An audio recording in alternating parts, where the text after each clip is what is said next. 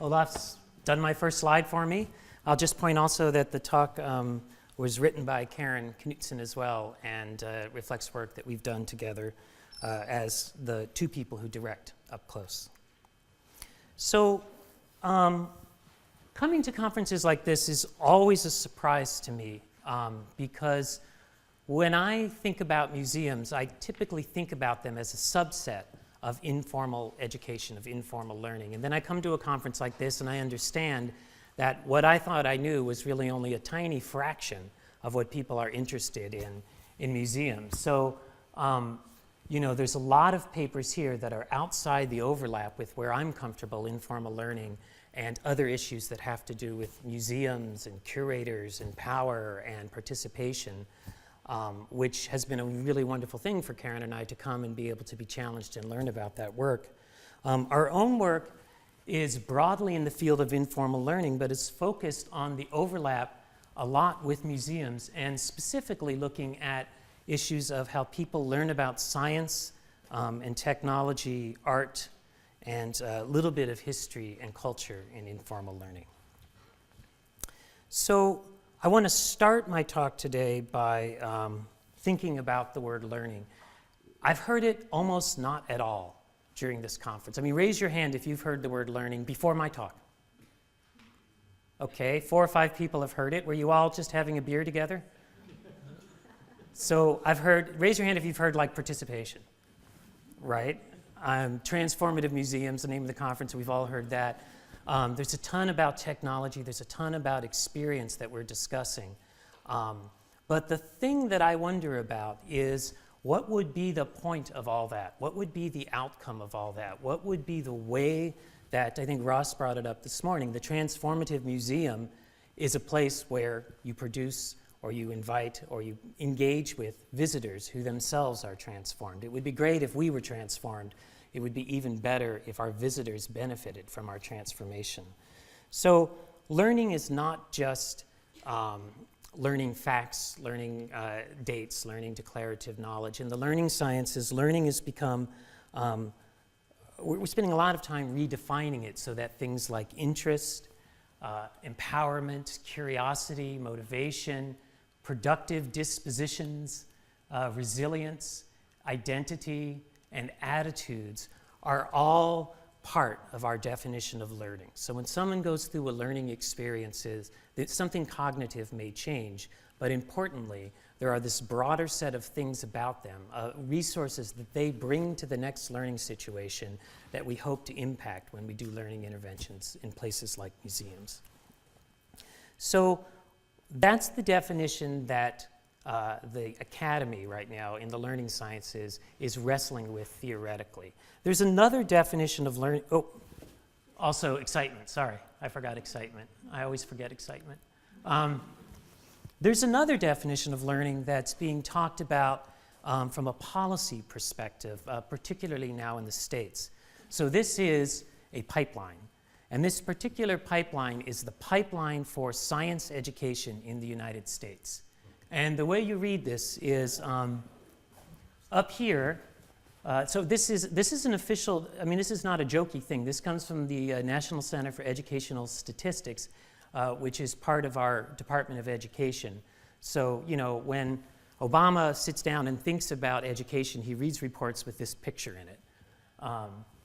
The high school class of 2005 in the United States was 4 million ninth graders. And then the way we talk about learning with respect to science is at each critical step in the educational system, that number gets smaller and smaller and smaller. The number of people who are directed towards, in this case, science degrees and science careers gets smaller and smaller. And, if you think about yourself as a learner going through this pipeline, it's quite treacherous.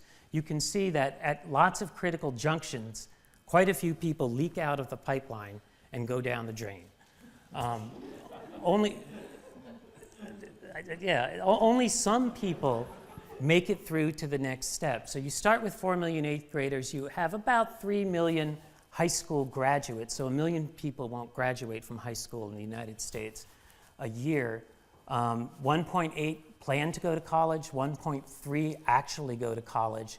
And when they go to college, 277,000 a year major in STEM. And then at the very end of this pipeline, dripping into the glass of STEM career graduates is 166,000 American graduates a year. So when you look at this, you get pretty panicked because you say, why do we start with 4 million and end up with 166,000? And as a policymaker, what can I do? How can I invest in a system like this in order to tighten up the leaky pipeline and get more people into the glass? So it becomes all about the pipeline, and it becomes all about the system, because as a policymaker, that's the lever I have. I can change the system. I can't reach into your life and change you. So the pipeline is the dominant metaphor for learning in the States right now, and it warps all of our thinking about education. Whether they say it or not, in the back of most people's minds is this image with those leaky drops and those precious few drops getting to some desired outcome. I'm just kind of curious, y'all talk about pipelines here in Europe? I didn't think so. I knew it. I knew it. Well, so in America, this is what we're dealing with from a policy perspective. You guys are probably pretty hip, and you think more in terms of my next slide. So the other way you could look at it is as this broader educational ecology. And this is a figure that comes from our National Academy of Sciences. They produced a book on learning science in informal environments. And what you see in the middle, in the orange there, is the percent of a person's life that they spend in formal learning situations. So when you're a kid, assuming you're awake 16 hours a day, you'll spend 18.5% of your life in school. 7.7 in college, 5.5 in graduate school, and then you're off in the world of work, and occasionally you may go in for retraining as you move forward. So the pipeline really only describes that small percentage of people's lives, but you could also look at learning from the perspective of the learner. And you could say to yourself, you know, there's all of this other time. What am I doing out there in the world? What am I encountering out there in the world where potentially I might be learning about something like science or art or history? And, you know, I sometimes think about that as like a peninsula maybe surrounded by this deep blue sea. And you could think about learning experiences scattered about somebody's lives as little islands in this deep blue sea, right? And as someone goes forward, I have a person for you to consider, on their journey in life, what if this was a set of science experiences? This person is moving forward, sometimes in school, sometimes out of school, and the problem is not a problem of pressure and valves and leaks out of a pipeline. The problem becomes, how do we make sure that this person is navigating a path through this broader ecology of experiences that is getting them something that they're interested in and something that the society values. So it becomes all about these experiences, not as individual experiences, but as a set of things that I do in my life that bring me closer or maybe push me farther away from the discipline of science, for instance. And it's important to think about it that way because how you design for each of these bubbles, I mean, if I think about the talks in the conference this week, what participation would mean in any one of those little bubbles and what a powerful experience would look like doesn't just depend on what happens that day in that museum exhibition. It also depends on, did something that day happen that transformed me, that made it easier for me to find the things that I value in the world, that made me more effective as a learner so that the next time I have the opportunity to engage, I'm at the next level. It's not just that I've done something and it's kind of subsided and I'm back to who I was before.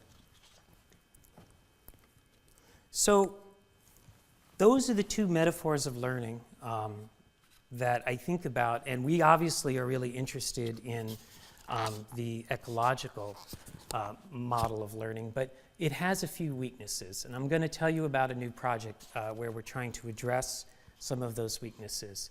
Well, I'll just tell the story of this project, and that'll establish, I think, the point. So we are now part of something called the Science Learning Activation Lab, and it began about 3-4 years ago in the Bay Area, San Francisco Bay Area in California.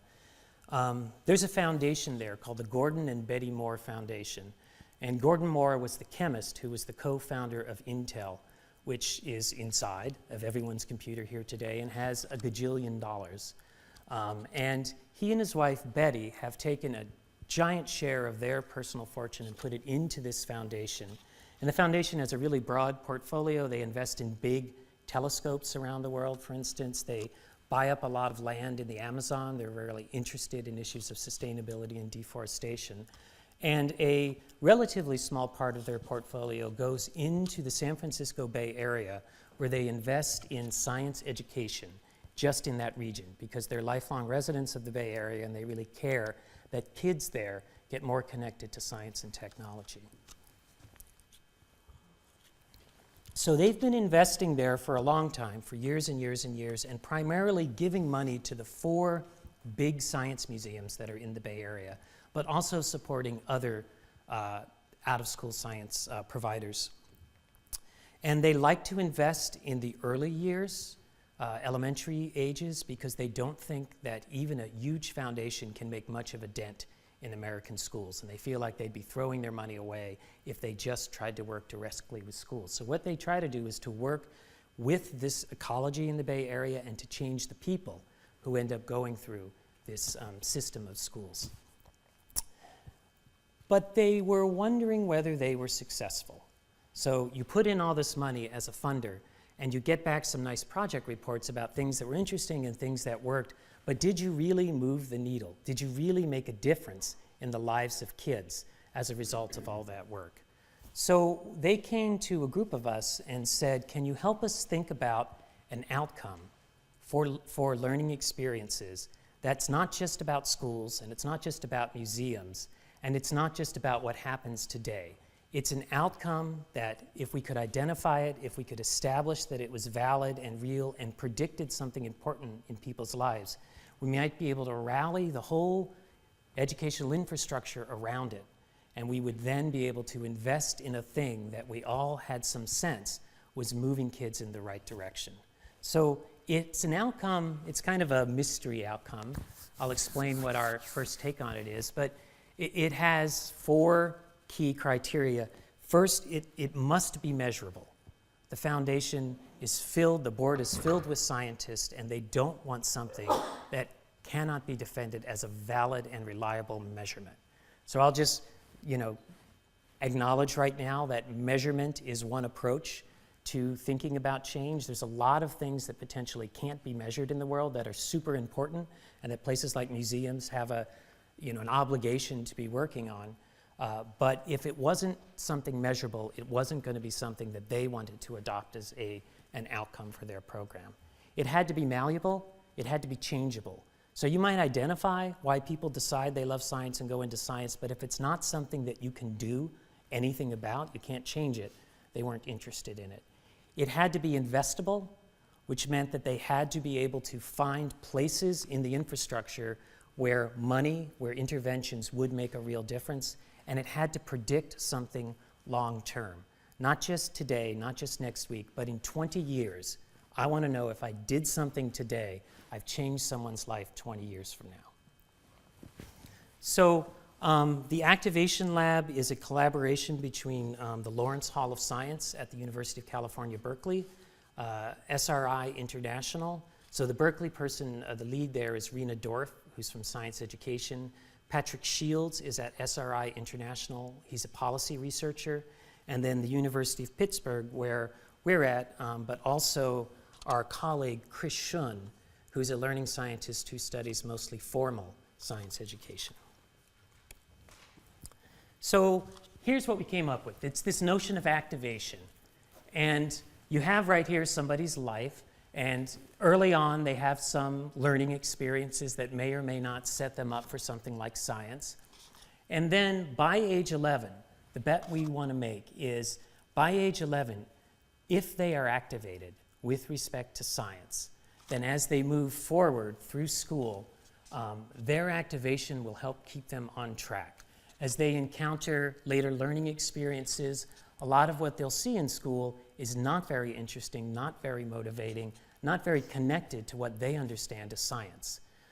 So there'll be some friction there. They'll wonder, am I good at this? Do I want to get involved in something like science? There'll occasionally be some lighthouses, some brilliant moments that are guiding them closer to the harbor of, a life of science. We want them to be able to recognize those opportunities and make the most of them.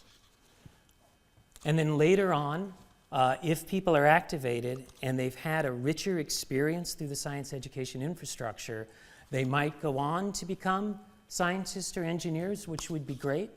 But we're really super interested in this broader outcome of scientific literacy. Part of what's wrong with the pipeline, and part of what's wrong, I think, with the American educational system, is it's geared towards the 188,000 drops that get into the glass. And the 98% of us who go down the drain, the system's not really thinking about them. It's not really doing anything from them. And yet they're going to need science, technology, literacy in order to live as citizens in the 21st century. So activation and this plan of designing to support activation probably has in first position the scientific literacy a citizen would need, and in second position, a career of science. So just defining what it is, it's a composite of disposition, skills, and knowledge that enables success in science learning experiences. And I've just defined it and told you nothing, right? You still don't know what it is. We are actively engaged in research to try to figure out what it is, but I can break it down a little bit more by talking about our process. So we've done a very wide literature review in psychology, motivation, education, youth development, finding things that people have argued and have evidence for and theory for, things that are associated with folks developing a life of science. And there's really four main categories. People have to be able to focus on science. They have to be able to recognize it, and once they're engaged, stay focused until they're successful in a task. They have to value science, believe it's important for them personally, and that it's important for the society in general. They have to be fascinated by science, interested. It has to be something that it's just so fabulous to them. They're going to want to spend their life thinking about it. And finally, they have to be someone who gets good at scientific sense-making, who gets good at making arguments, thinking about data, posing hypotheses. And for those of you who are interested in psychology and learning, you can take a quick look at this slide, which is breaking down each of these dimensions into words that you'll start to recognize as being building blocks in the literature of psychology. And again, this is all a hypothesis of what this might look like, and our work is, about out here on the edges, figuring out if we can define this, if we can connect this, if this is in or out as part of our construct. So this slide would look different every year that the Activation Lab is in existence. So the point of activation is, if you had activation within yourself, you would engage in science learning experiences where the next time you encounter science, you'd be more likely, if you were activated, to choose to do it, to engage deeply, and then to learn something from the experience. And if you did that, you would not only have something you learned, but you would also become a little bit more activated. So the idea is that it's a positive feedback loop, and activation begets activation over life. And what we're trying to develop is this notion of momentum. From one experience to the other, you're beginning to pick up momentum towards science, where you're someone who really knows how to navigate the world and do something with science when you encounter it. So as a construct, we're trying to sit it within the person. It's the piece of the experience I take with me to the next experience is maybe the easiest way to think about activation. Okay, so we're working like a startup company. I think it's because we got funded by a technology foundation.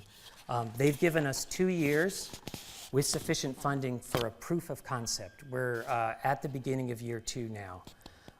There's 24 PhDs working on the project, plus then a host of graduate students and research staff. And there's 4 main thrusts of the Activation Lab. One of them is to develop an assessment of kids who are potentially activated that predicts kids who are activated do better when they show up in a science experience than kids who are not activated. And the assessment work is moved quite a ways along. We've done several validation studies. In August of this year, 2012, we'll be releasing our first official activation survey measurement, which is right now a 45-minute survey for 11-year-olds, which we find good psychometrics, and we also find that it does predict, both in a museum setting and in a classroom setting, the people who are more activated are more deeply engaged and do learn more from the experience than kids who are not activated. There's also some policy work that's going on that's trying to start needling away at this pipeline policy idea and start replacing it with a more ecological notion, which we think would be a more powerful way for the informal infrastructure museums to get involved in policy discussions in the States. We're doing some ethnographies of kids who either are or aren't activated, asking what is the everyday ecology around these kids, how does science appear in their daily lives.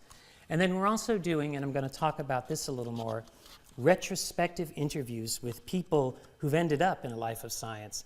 We ask them to look backwards over their lives and to tell us the kinds of things that made them passionate about science and how those experiences built upon themselves over their lives. So here is a life history calendar from our retrospective study. We interviewed about 100 subjects so far, scientists who are working in the university, scientists who work in industry or in government and outside university settings, museums, science communicators, who are people who teach science, talk about science, communicate science with the public in some way. We also have interviewed science hobbyists and artists, which is a comparison group. We're going to talk today about the first 69 that are fully analyzed, and the first 69 are scientists in the academy, scientists not in the academy, and the science communicators. So each person sat down with us for about 2 hours. We put this life history interview in front of them, and we took them first through major milestones in their lives. You know, where did you live? You know, where did you go to school? And then we circle back and ask them about, you can't really see this, and it's okay, you're not really supposed to be able to, but we asked them about family influences over time, school influences over time, out-of-school influences over time, significant adults who were an important part of their trajectory, influences of friends, and then other things that influenced your life.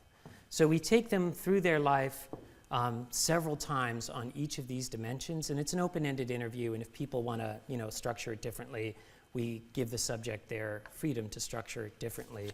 And then after about 2 hours, we find we have a fairly detailed account of their life with science.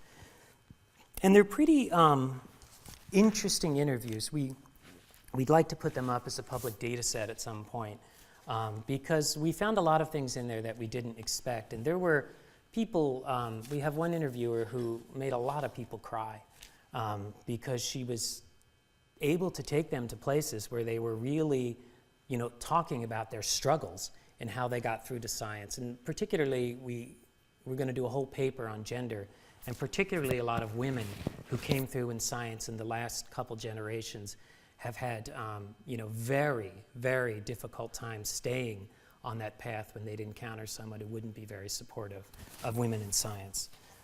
So we think we got pretty good data. And what the first analysis that Karen and I have done is to identify where their interest in life started, how they first became activated, and what were some of the important experiences that led to that activation. And we've identified 5 initial states, 5 places where passion began for people in science. And the first one is passion for knowledge.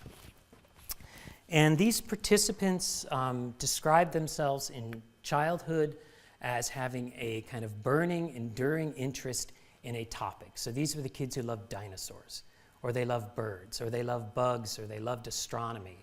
And science for them early on wasn't necessarily about going out and participating in something. It was about accumulating as much knowledge as they could. They were in books, they were in museums, they were, some of our younger subjects were on the web looking for information. And it was that accumulation of information and that sense that I am kind of building this body of knowledge that's unique to me, that other people may not be as smart as me in dinosaurs, that was really motivating for them early on. So, one of the paleontologists we interviewed told us by, age 10 he had 50 dinosaur books. By grade 3, he'd already said to his mom that he wanted to be a paleontologist. And this particular guy went on to be a curator of, paleontology in a natural history museum. And in his office, he has those 50 books.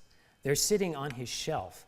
And the museum recently did like an exhibit about Meet Our Scientist, and they put the books in a case. And they're just these adorable, like the Golden Book of Dinosaurs. I don't know if you guys saw this, but it's, this stuff from 30, 40 years ago that has been an important part of his life. Other people talk about birds. One person told us they were first really into dinosaurs, and that led to an interest in dragons. That led to an interest in Dungeons and Dragons. And that didn't necessarily lead anywhere to the science. This particular person, I can't recall what kind of scientists they are. Do you remember, Karen? They weren't a paleontologist, maybe an engineer. That makes sense with the Dungeons and Dragons, I think. So the point is not that this early passion necessarily leads me to where I want to go, but it's an experience that perhaps teaches me something about the power of knowledge, the power of science, introduces me to this broader community of practice that I might want to find a way to join someday. And I think that's important because there's this point about the ecology, which I really struggle with, which is at any given moment, when someone walks into your museum, you really don't know where they're going to go. They don't know where they're going to go. They don't know how they're going to make use of this information. So we couldn't really set up an ecology where we could kind of divide you into, you're going to be the chemist, you're going to be a physicist, you're going to be this, you're going to be that, you're going to be the artist, because people's lives change and their interests change all the time. So that's where this notion, I'm going to get back to this notion of activation, becomes an interesting outcome, because I'm not trying to teach you something about dinosaurs, because I hope you're going to get interested in vertebrate paleontology someday. I'm trying to teach you something about dinosaurs, because I think that's going to connect you with science in ways that I don't even know how that's going to benefit you down the line. So another passion that we saw in a lot of people was a passion for nature. And so the nature people, they were different than just the people who said, I really like birds and I read all about them. They were people who were outdoors a lot. They camped a lot. They were maybe with the scouts, or maybe they lived in a rural area and their parents kind of kicked them out of the house and said, come home at dinner time, but get out of here for now, which was a fairly common way to raise kids in the past and is, I think, at least in the States, that's close to child endangerment. You can get arrested for telling your kids to leave and not come back all day, because these days we worry a lot about the kinds of trouble our kids get into. But without that kind of freedom in the woods, a lot of these people who found a passion for nature as a connection to science may or may not have been able to make that connection. So some of our subjects mentioned gardening. Some of them mentioned family camping. One subject told us, for me, it was always about nature. My first word was worm. And I don't know, is that because he just ate it? Or because, I don't know what, but worm. And then someone told us that working with my grandfather on his farm was really important. Being exposed to animals, being exposed to crops. Third passion was a passion for making. These were people who talked about, we had one subject who went on to become a robotics professor who told us that his first connection was when he was 5. He used to hang around the house and help his mother with the housework. And he wanted at 5 to make a robot for his mother to clean houses so that she would be freed up and they'd be able to do other things. Some people told us Dad had a workshop night every week for the 5 boys. This is a family of 5 boys. We built circuits and all kinds of stuff. One woman told us she was the first girl in her shop class in school, and that she really loved taking engines apart. We took junk off the street and just made stuff. We took stuff apart, model airplanes. One person was into boiling points, and they were experimenting with the boiling points of different liquids that they found around the house, which is bizarre and potentially dangerous. But we put it in this tinkering thing because this is someone who really was just exploring and experimenting and trying to figure out how things work without necessarily having a theory or an interest in the content. One thing about tinkering also we noticed making is that fathers appear to have a very strong role in the making. Whether it's a boy or a girl, the tinkering, take-apart stuff, as you might imagine, is often associated with fathers. We also found a lot of uncles. Did they call them strange uncles, weird uncles? Helpful uncles. Helpful uncles was a phrase that we heard more than once. We want to write a paper called Helpful Uncles and 5 Other Things You've Never Heard About Science Education. Because, uncles, aunts, people who aren't your parents and yet care about you and are in your life are great places to go for this kind of content connection. There was a group of people who got passionate about science because of its precision. They mostly came in through math. They loved the beauty of math. They loved right answers. They loved to solve logic problems. They talk about it making sense. It was black and white. One person told us, English has nothing to be solved. What I like about science is math, the truth of it. People are attracted to truth. Kids are attracted to truth. There's a point in everyone's development when black and white makes a whole lot more sense than not to them. And finally, medicine. So some people start out wanting to be doctors or wanting to be veterinarians, and they talk about that. And maybe they went to be pre-med in college, but they decided eventually to go into science. So those are the 5 main places where we saw our subjects talk about their passions beginning. And then I'll just show you this, which is a graph of whether you ended up working in a university, as a scientist not in a university, or as a science communicator. How likely were you? What % of the subjects told us that knowledge, nature, tinkering, problem solving, or medicine was part of their early path? And there's a couple of things I see here that are interesting. First, let's look at the professors. Tinkering and medicine seem to be really important drivers of people who go on to become professors.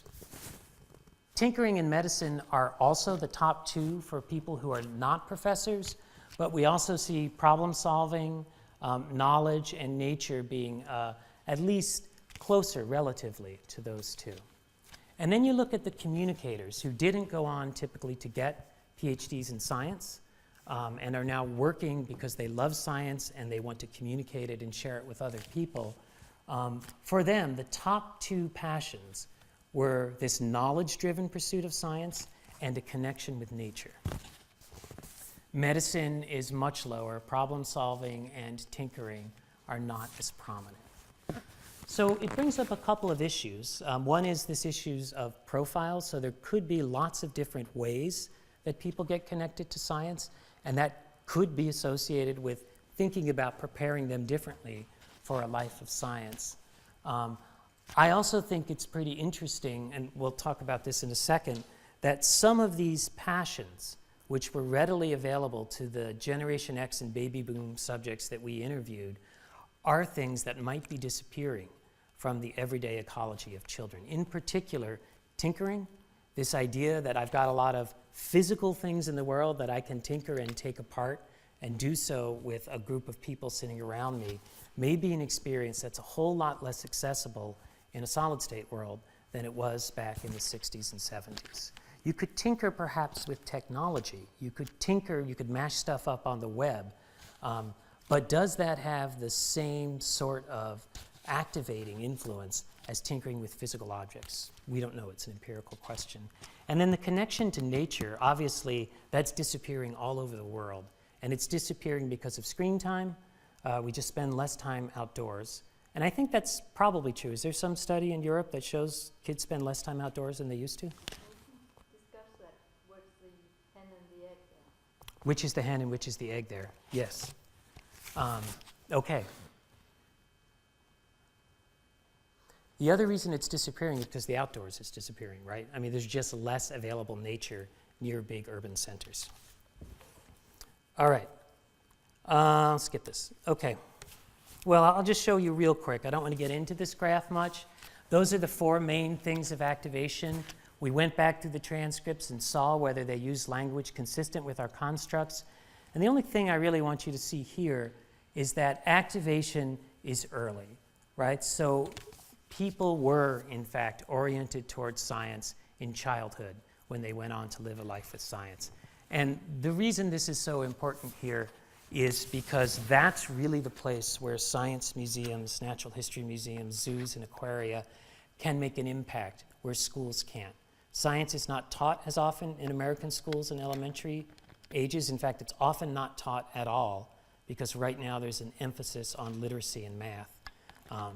And also, you're much more likely to go to places like museums, zoos, and aquaria when you are a younger child than when you're a teenager.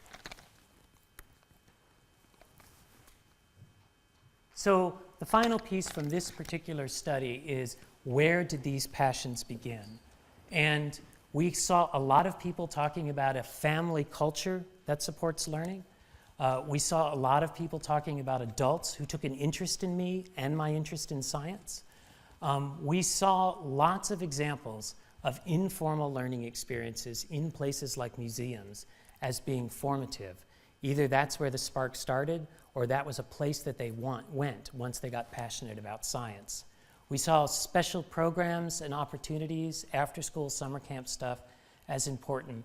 And we sometimes saw schools make a difference early in people's lives, but more often than not, it was the out-of-school informal ecology where the action was for activation.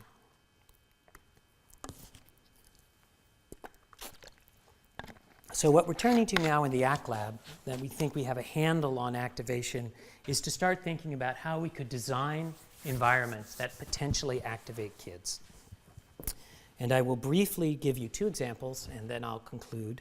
The first example is this endangered passion number one, connections to nature. So how do you design a place in a natural history museum where kids might be able to get a first-hand connection with nature that's becoming increasingly difficult for kids to get? And this is the project I mentioned in the PhD course a little bit. So it's a collaboration with the Carnegie Museum of Natural History and Up Close. And I've singled out Kayleen Povis, who's the graduate student who's the lead on this project. So the museum had in its basement these boxes. These boxes were, it's their loan collection. I think they have about 1,000 boxes. And what they did is loan them out to teachers who would, pay $25 and get a box for 2 weeks and use it in the classroom somehow. And mostly these boxes sit in the basement of the museum collecting dust. And yet, they're filled with interesting objects from the loan collection, skulls, skins, dried up frozen things, things that kids want to touch. And they're filled with books and games and other ways that you could use an object. And someone in the basement of the museum took on the task of painting all of these boxes, these kind of very interesting raw images, which we actually find kids are finding really appealing. So the director of the museum one day said, what's all this crap in the basement? Why don't we just get that up on the floor? And we took it as a challenge. And in about a week, we had worked with the education staff to just find some temporary shelving. Again, all of this was just rummaging through the museum storehouses. So we just went down the basement. We found these shelves. We found these boxes. We found some great old furniture. We found some benches they weren't using anymore. And we put it up on the floor in a prototype space where we were trying to create a moment where kids coming into the museum, where basically, they're looking at the big valuable objects, or they're maybe using technology, they'd be able to come and stick their head inside a box, pull things out, a box, pull things out, be surprised, spend some deeper time exploring, and to do so in a social setting where they might be talking about it with each other. We have a very big focus on parent-child interaction in this space. It's very appealing for parents with young kids. It comes after 3 big halls. You're about halfway through your museum visit at that point. So it's the perfect opportunity to kind of take a break and shift gears and go into this kind of mode where you can really be up close and personal with something and importantly, sitting down. We think about things, processes of science that kids would be able to be doing when they do this. So we think a lot about comparison, we think a lot about observation, we think about what goes in the box that leads kids to begin looking at objects just a little bit more like the way a scientist would look at objects. We have a whole other line of work I won't talk about that's about transforming everyday observation into scientific observation, and we're drawing on that as we think about objects like this in the box. We use a lot of text in the boxes. We use a lot of cheap things. We use absolutely no technology whatsoever. And that's not an intentional decision necessarily, but I think it does get to a vibe that I've heard in the conference, which is it's the interaction that matters, not the technology that matters. And I think this is a pretty powerful example of something that is not slick, it's not well designed, it's just what the visitors needed at that point in the visit, and it's very accessible. And that's creating some really rich interactions. So you can look at an hour from a Saturday at the museum and just kind of get a sense of what the flow looks like in this space. Watch the bean bags. They drift around the floor over the hour. The people come and go. You're just going up, you're choosing a box, you're sitting down, you're putting back a box. Museum staff was real concerned that there'd be boxes all over the floor. There's no boxes all over the floor. People put it back, I guess because it was in the box. I guess it's because that's how the space is being used. We've lost very few objects. And if we do lose them, they're not, a coyote skull is not that hard to replace. I like all the parent-child interaction, all the clustering. We're getting close to the end of the hour here. And you'll see the space at the end here at about the fullest it gets. So right there, they've created this little center of gravity. They brought in all the bean bags, and that's a related family sitting across here, and then an unrelated family. The guy with the bald head and the backpack is not related to the family that's sitting there. So there's a lot of mixing, a lot of talking, a lot of looking at objects of nature.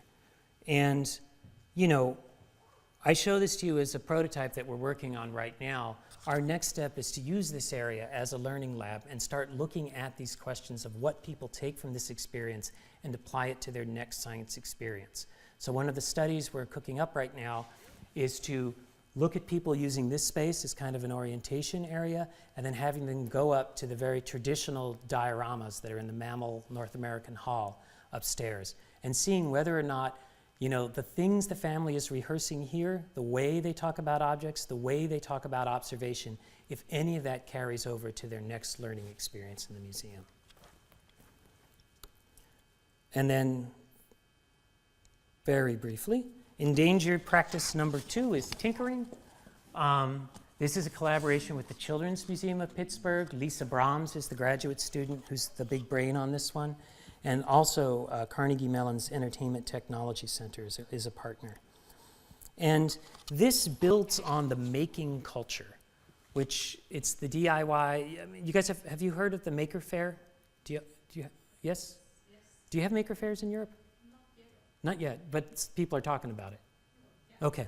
So it's kind of a big deal right now in the States. And making culture is very much targeted towards people who are in their 20s and 30s and 40s. And there are not a lot of experiences that are designed expressly for kids. And there are no experiences that are designed to help families become groups that make together. So these kind of maker fairs pop up all over, and it's about tinkering, it's about do-it-yourself. It's never about science, it's about the joy of making an object. So in the Children's Museum, we've put up a space. This one is a little bit more slick. It's well designed, it's more mature. It's about 18 months old now, this project. And people are putting, there's tables, there's chairs, there's places where people can gather. There's a lot of thought put into the materials and the documenting that goes on in the make shop. There are suggested projects every day. Here's a little fan, here's a little buzzer that you make. There are always a couple of staff who themselves are makers. Outside of work, they're tinkering, they're knitting, they're sewing, they define themselves as people who make. And they're wandering in and out, facilitating work with the families. There's dangerous stuff in the make shop. It's real hammers, real saws, real soldering guns. There have been no lawsuits yet. But as I said, the project is still pretty young. But that's a big commitment of the Children's Museum, is that these experiences should be authentic. And if you were spending time in a workshop with your dad, you weren't doing it with safe materials. You were doing it in a place where you could hurt yourself. And that's probably part of the appeal, learning how to be a maker in a way that's safe and productive. And again, there's a lot of attention here on how to do this that doesn't separate the family, but that brings them together and makes them a group who knows how to make together. So, at 46 minutes and 8 seconds, I offer you some conclusions. And I'm going to try to do it by telling you about another convening that had very similar goals to this one. In DC a few months ago, I had the privilege of helping to organize a group that met at the Smithsonian Natural History Museum. And in that big collection of people standing down by the elephant, there are about a third science curators, about a third are educators, and about a third are evaluators or researchers who think about learning in natural history museums. And the purpose of the conference, which was funded by our National Science Foundation, was to chart a course for natural history museums in the 21st century. And I think a lot like the rhetoric here, transformation was very much in the wind there. There wasn't a sense that incremental improvement is going to change anything about museums right now. That for many reasons we're at a place and a time in the world where we really need to think differently about what we do. So we were supposed to get together in groups. It was a workshop meeting over 3 days and invent a research agenda which would chart the future of natural history museums.